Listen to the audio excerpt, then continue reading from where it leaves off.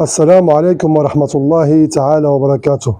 يقول الله عز وجل: وإن تعدوا نعمة الله لا تحصوها.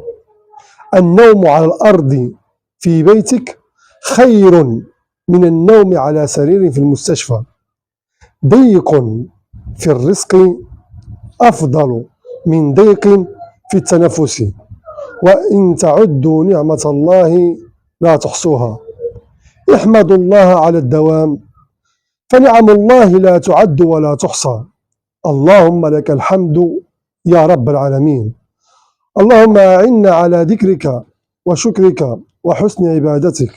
والسلام عليكم ورحمة الله تعالى وبركاته. الإنجليزية والفرنسية هي لغة للتواصل وليس معيارا للثقافة.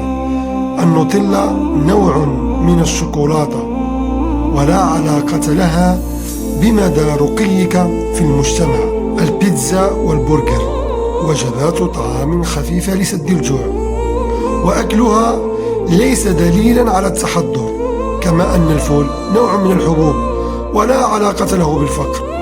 القهوة تشرب كنوع من المنبهات ولا علاقة لها بتحقيق الأهداف ولا بثقافتك ولا بالقراءة، فقد تستطيع قراءة عشرات الكتب وتزيد من ثقافتك وأنت تأكل التمر. السيارة هي وسيلة نقل وليس أداة للتفاخر، ولن تجعل منك سوى شخص يمتلك وسيلة نقل. النسب والقبيلة ليس من اختيارك، فمن غير المنطقي أن تتفاخر بشيء ليس من كسبك. وأخيرا، يمكنك أن تتفاخر بأخلاقك وإنجازاتك. كن إنسانا يمثل نفسه بأخلاقه وإنجازاته.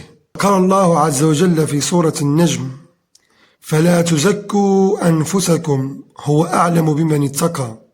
وقال الله عز وجل أيضا في سورة الحجرات: يا أيها الناس إنا خلقناكم من ذكر وأنثى وجعلناكم شعوبا وقبائل لتعارفوا إن أكرمكم عند الله أتقاكم إن الله عليم خبير، إلى آخر الآيات. صدق الله العظيم، والسلام عليكم ورحمة الله تعالى وبركاته. السلام عليكم ورحمة الله تعالى وبركاته.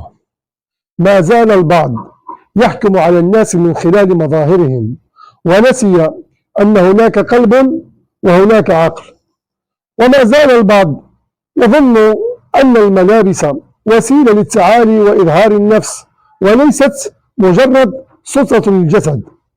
وما زال البعض يظن أن السيارة وسيلة لإظهار المستوى المعيشي والافتخار وليست وسيلة للنقل. وما زال البعض يظن أن المنازل مكان للتفاخر على الضيوف ولفت الانتباه وليست مكانا للعيش والسكن. نحن وللأسف نعيش في مجتمع غارق في حب المظاهر والاهتمام بالقشور. والسلام عليكم ورحمة الله تعالى وبركاته.